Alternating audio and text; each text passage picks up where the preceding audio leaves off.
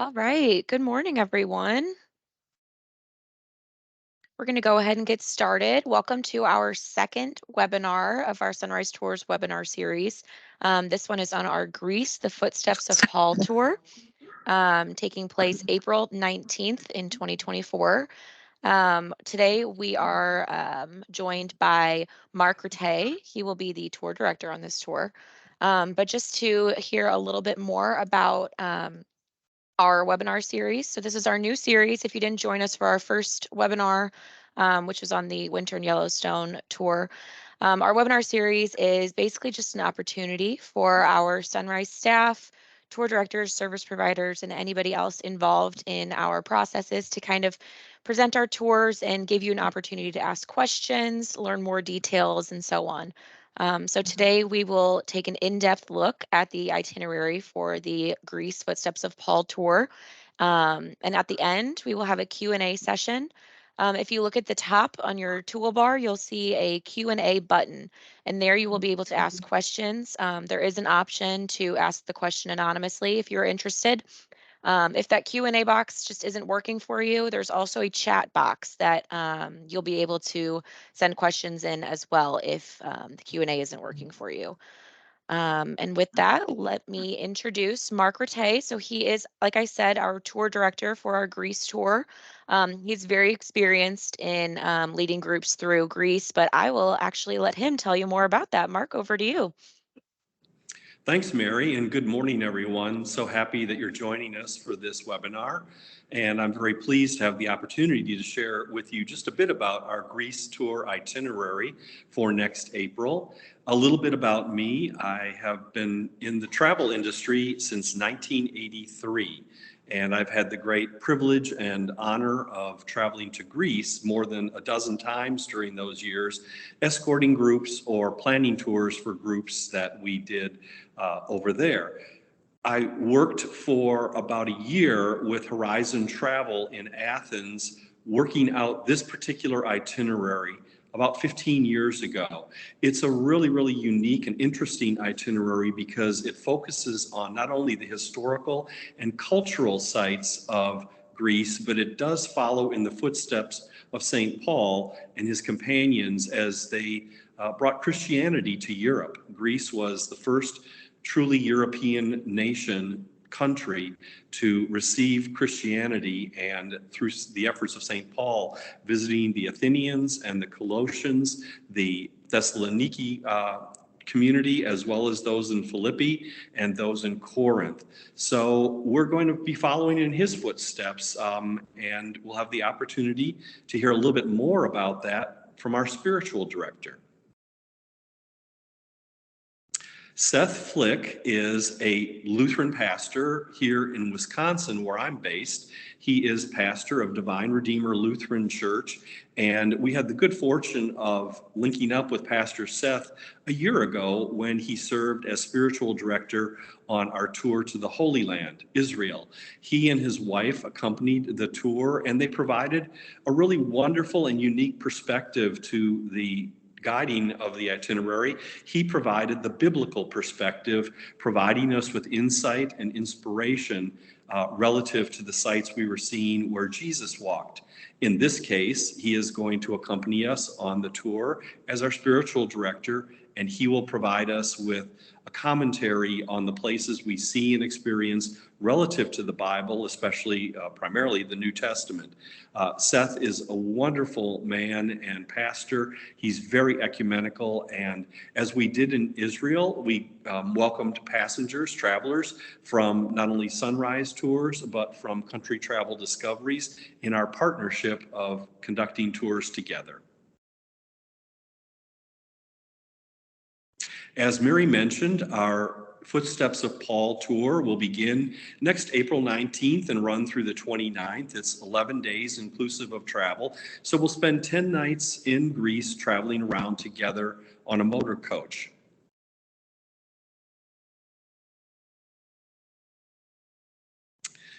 The group will fly from St. Louis to Athens, overnight flights aboard United Airlines with a connection in Newark. So the departure from St. Louis will be approximately 11 o'clock in the morning, and the next day the group will arrive in Athens approximately 11 a.m. Athens time. We will gather together and board our motor coach with our guide and driver, and we'll set off on a brief sightseeing overview tour of the city of Athens and have a wonderful seaside lunch before we check into our hotel early afternoon. Our touring in Athens will include all of the significant and major sites that you may be familiar with. Of course, we'll see the Acropolis and the Parthenon atop it. We will visit Mars Hill, the Areopagus, where St. Paul preached to the people of Athens and proclaimed the one true God. We will see Syntagma, or Parliament Square, and the Parliament Building, and we'll have the opportunity to drive by the impressive presidential palace and see the beautiful botanical gardens of Athens. It's a wonderful climate, very conducive to all kinds of tropical and subtropical plants, and we'll enjoy seeing all of those on our way to the Benaki Museum of Greek History and Culture, where we will have a nice overview tour of the history of Greek culture. On day 4, we will board a private sailing ship. You can see that pictured here in the bottom of the slide. That private ship can accommodate up to 45 passengers, including the crew of 5. So there'll be 40 of us, or up to 40 of us in the group, along with our crew of 5, captain and his crew, and we'll be setting sail for a full day 3-island tour in the Saronic Gulf. This will be a very scenic and relaxing day. We will visit the islands of Aegistra and Moni, and we'll conclude with a visit to the larger island of Aegina, which is where we will visit the amazing temple to Aphaea, the Greek mother goddess in mythology, and it's one of the sites that has been traditionally painted by artists for the last 1,000 years. From Athens on day 5, we will head over to Corinth. When I mean over, we're going west out of the city of Athens to the town of Corinth, where Paul stayed and lived with the tent makers, Priscilla and Aquila. And we will spend time not only visiting the ruins of the ancient city, but we will see this amazing engineering feat, the Corinth Canal.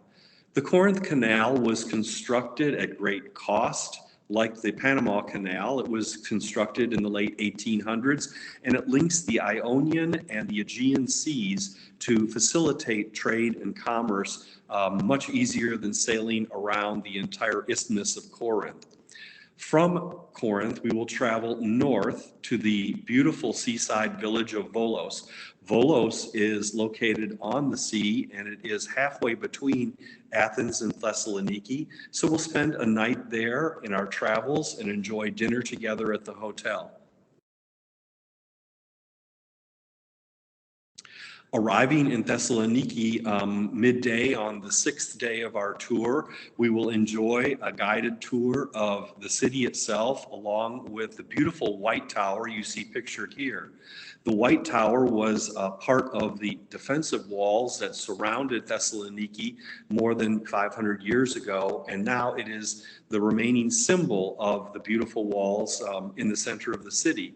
We'll also visit the Church of St. Demetrius. St. Demetrius is the patron of Thessaloniki, and the church is dedicated not only to him, but to amazing mosaics and frescoes that illustrate biblical stories in a most unique and beautiful fashion.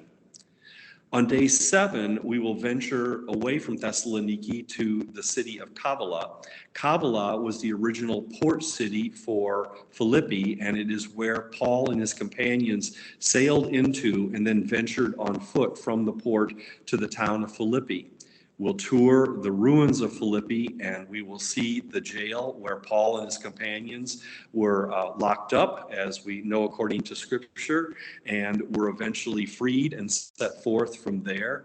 And in Philippi, we will visit the site along the beautiful river where St. Lydia was baptized. St. Lydia was called the seller of purple because she sold purple dye, which was very expensive and coveted at that time. And she and her household were among the first Europeans to be baptized by Paul. So we can say that Christianity spread westward from Greece, beginning with St. Lydia. On day 8, we will depart from Thessaloniki and travel west through the beautiful verdant plains of central Greece to Vergina. Vergina is the city where we see the burial site of King Philip II of Macedon. As you may recall from your history books, King Philip was the father of Alexander the Great. And now the tombs in which he is entombed, along with the many splendors of his rich kingdom, are now named a UNESCO World Heritage Center. We will then travel to the small town of Berea, or in the Bible, it's also known as Berea. And this is a town where Paul preached to the people and converted many, many people to Christianity more than 2,000 years ago. We will see the extraordinary outdoor altar that the people of Berea built to commemorate Paul's ministry in that town. From there, we will travel southward into the Thessaly Plain, a beautiful area of both vineyards and orchards of olive trees. And we will begin our evening at the hotel in Kolombaka with a lovely dinner together in the hotel restaurant. On day 9, after we have our wonderful buffet breakfast in the hotel, we will ascend the Meteora. The Meteora are amazing. Excuse me, one moment, please. The Meteora are amazing rock formations. They were formed by volcanoes more than 2,000 years ago, and they rise more than 1,000 feet into the plains of Thessaly. And atop many of those volcanic pillars, we see these monasteries that were constructed by the Orthodox monks more than 500 years ago. These monasteries are no longer inhabited by monks, but they are a wonderful way to see how they lived more than 500 years ago, and many of them contain priceless icons and mosaics that illustrate biblical stories. From Meteora, we will travel to the small towns of Delphi and Arakova. Delphi and Arakova are historic cities built on the mountainside, and between them we will stay in a beautiful rural countryside hotel with fantastic views out over the olive groves of central Greece.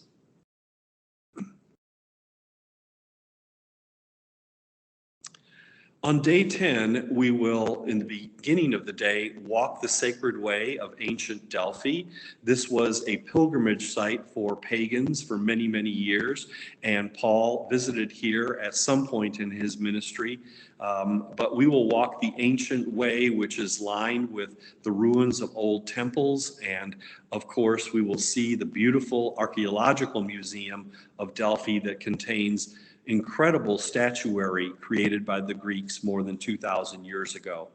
From there, we will continue our drive southward past the city of Athens and on to Cape Sunion, the southernmost point in Greece, which is where the Temple of Poseidon was constructed.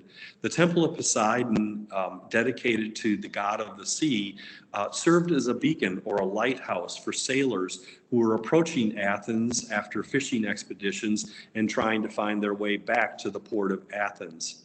That night, our last night in Greece, we will check into the beautiful Vinci Ever Eden Beach Hotel. As you can see in the photograph here, it is located directly on the blue sea and has surrounded by lovely gardens and marked by a beautiful swimming pool in the center of the gardens. That evening, we will have our farewell reception and dinner as we bid a fond farewell to Athens and Greece. And on day 11, we will be transported back to the Athens airport for our flights back to the United States, arriving the same day due to the change in time zones. A few things that we want you to know about the tour. First of all, the weather. We selected April as the time for our tour because it is springtime in Athens and Greece, and the flowers should be in bloom, and the weather in terms of temperatures should be perfect for touring. They always predict between 60 and 65 degrees at night for the lows, and between 75 and 80 daytime temperatures as the highs. And so it's really a wonderful time of year to visit, usually void of any rain. Greece is a very, very relaxed and comfortable country, so no need for any special attire. Jeans, slacks, t-shirts, blouses, anything comfortable and casual is more than welcome. Men, we don't need to carry suits and ties. Ladies, no need for cocktail dresses. This is a very casual, relaxed tour. Walking will be a big part of the tour. We will be on the motor coach most days, but to see the sights up close, we will be walking. The most intensive walk is ascending the Acropolis in Athens. It is quite a climb, up more than 500 stone steps, and it is not for the faint of heart. You have to be steady on your feet. We ask that you wear either tennis shoes or flat-bottomed rubber-soled shoes. And we will take our time ascending. There are plenty of places for breaks along the way. It's a long and meandering walk, but it is a challenging walk. For those who may not want to ascend the Acropolis, there is a lovely park at the base of the Acropolis that features park benches and kiosks where you can buy a coffee or a soft drink and wait for the group as we ascend to the top of the Acropolis if you so choose. The rest of the walking throughout Greece is pretty much on the level, but it is a rough country. Many of the sites we visit will be either roughly paved or actually stones. So you have to be able and willing to walk on stones and keep your balance on some uneven pavement. We include in our tour most of the meals. There are 18 specific meals, including a buffet breakfast every morning in our hotels, and then all but 2 of the dinners are included. We also include 2 lunches, one on the ship and one on land during the touring. Other lunches, the other 7 lunches, are on your own, but our guide will take us to lovely areas of cafes and small restaurants where you can choose a lunchtime meal. People ask what the costs of something like that are, and we typically tell everyone to budget about $15 US a day for the lunches. There is not a lot of free time because this is a well-rounded itinerary designed to provide the most we can in terms of sightseeing, but there will be 2 evenings free when you can take dinner on your own, one in Athens and one in Thessaloniki, and our guide will provide many wonderful recommendations for nearby restaurants to our hotels. The other free time may be some early afternoons when we can take some time to visit the areas around our hotels on our own, but really it's a very full-fledged itinerary and there are no optional tours offered.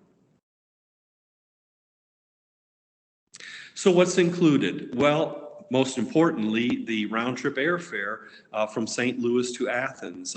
We'll be flying aboard United Airlines, as I mentioned earlier, with a connection in Newark. So it's a flight from St. Louis to Newark and then onward to Athens, arriving at 10 a.m. Athens time on the 20th of April, where we'll be met by our motor coach and our guide, Lalia. On the return, the flight departs Athens approximately 12 noon. Again, a change of planes in Newark and New Jersey, and then back onward to St. Louis, arriving approximately 11 p.m. St. Louis time, same day because of the difference in time zones. The time difference between Central Time here in the United States and Greece is 7 hours, so 7 hours ahead in Athens right now. Of course, we include transportation to and from the airport. As I mentioned, there are 18 meals, including breakfast, 7 dinners, and 2 lunches included. And we include all of our hotel stays in first-class hotels. They are all centrally located, including our beautiful hotel, Colorado Deluxe Hotel in Athens, which is located just 0.8 of a mile from the Acropolis. And it's a short 10-15 minute walk over to the Acropolis for those who are interested in going over to see it at night. Luggage handling is included at our hotels. Each traveler is entitled to 1 checked suitcase, which the porters at the hotel will transfer from the motor coach to our hotel rooms and then back again upon checkout. And of course, you're also welcome to carry a carry-on bag with you. We include all the fees for the included sightseeing, so the entrance fees to the Acropolis, the Parthenon, all of the places that we'll visit throughout the itinerary are included, so you will not be asked to pay anything additional for the included attractions. And we'll be accompanied throughout the tour from start to finish by Lalia. She's a wonderful, talented, and multi-experienced historian and cultural guide who is a native of Greece, but she speaks excellent English and will provide us with some fantastic touring experiences throughout the 10 days we're together. Not included in the tour price are the gratuities for Lalia and the motor coach driver, which we provide information about that in our printed materials sent to you after registration. 9 meals are not included, so that's 2 of the dinners on your own, 1 in Athens, 1 in Thessaloniki, and then 7 lunches, as I mentioned earlier.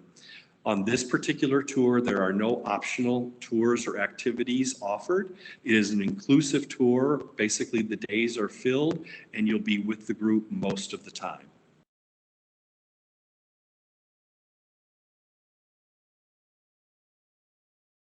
All right, thank you so much, Mark. At this time, we are going to begin our Q&A session. So throughout, we've had a few questions come up, but if you guys can think of any others, feel free to send them in that Q&A box or in the chat box. We are also joined by Brent Dalrymple, the president of Sunrise Tours. He's here to answer any questions on behalf of the logistics that come from Sunrise. So just to start us off, Mark, what other islands are visited besides Agistri?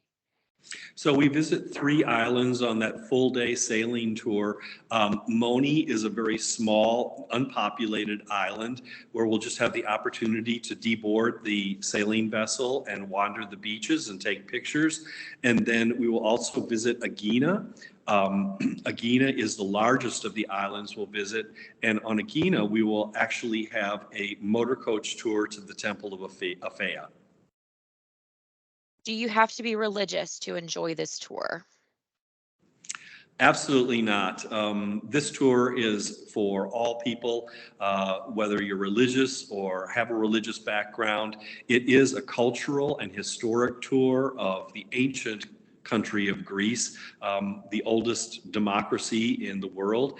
And we will have plenty of opportunities to enjoy those sites from their cultural and historic backgrounds. But Pastor Seth is going to offer the religious perspective because it cannot be avoided or ignored when visiting all of these ancient cities that were so much a part of the burgeoning Christianity in Europe some 2,000 years ago.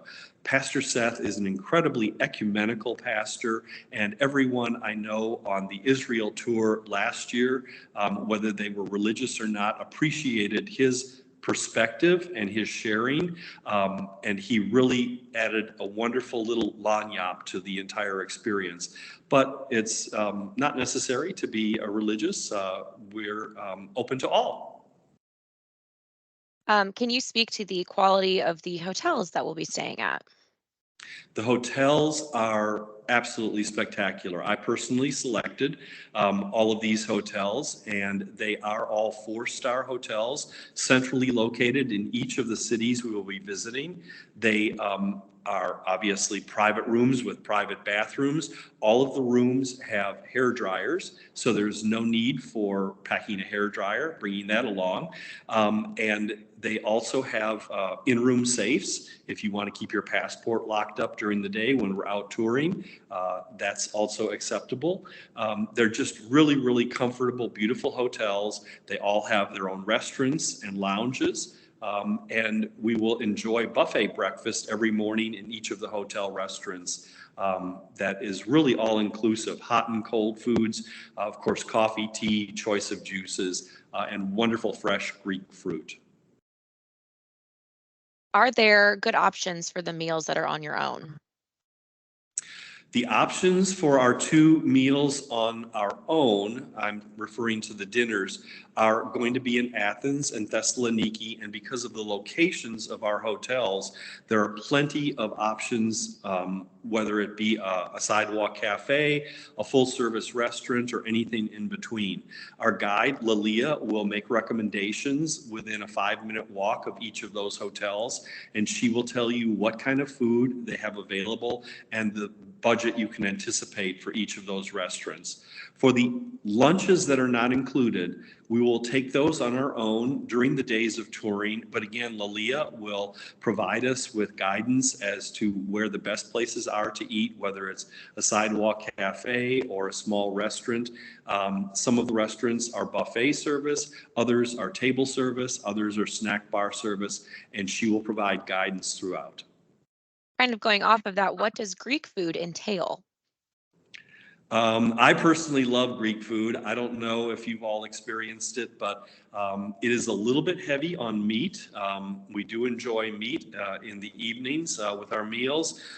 There is a lot of fresh fruit and very fresh fruits and vegetables served at all the meals. Breakfasts entail pretty typical things that we're familiar with: bacon and eggs, sausage, pancakes, waffles, toast, yogurt, jams, jellies, fruits, things of that nature. But the included dinners will all be 3 courses. We'll start with either a soup or a salad, and then a traditional Greek dinner entree, maybe fish. They love fish, and also some very good beef and pork, and then accompaniments with that, including potatoes and vegetables. And each evening meal is concluded with a lovely Greek dessert, something sweet, probably something made with honey.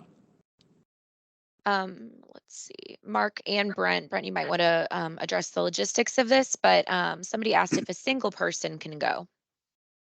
Oh yeah, sure. We have lots of single travelers. Individual travelers take many of our tours, so that's a definite possibility.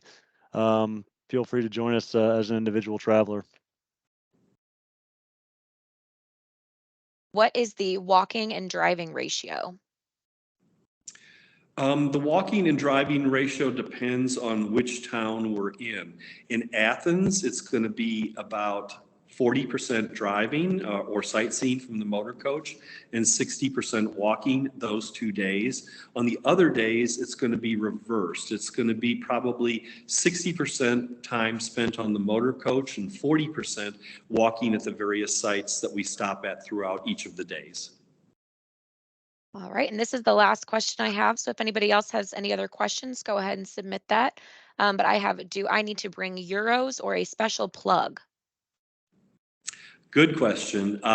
We don't necessarily recommend that you bring euros along. There are plenty of places around each of the hotels, and in fact, in some of the hotels, you can change US dollars to euros. Euro is the preferred currency, but for small tips or even tips to the guide and driver at the end of the tour, they're happy to accept American dollars, which they can take to their own banks and convert. We suggest that you use your plastic. The credit cards are very well accepted, primarily Visa and MasterCard. As Greece, as in most of Europe, the merchants and the restaurants prefer not to accept American Express because of high merchant fees that they have, and most establishments do not accept a Discover card. So bring along your Visa or MasterCard. The exchange rates using Euro on your Visa or MasterCard are excellent, and most places accept them readily.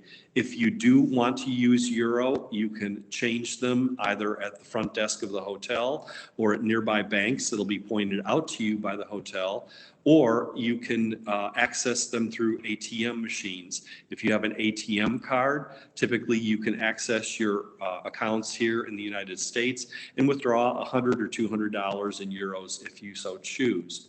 As for the electrical current, like most of Europe, Greece is on the 220 voltage system compared to the 110 voltage system here in the United States.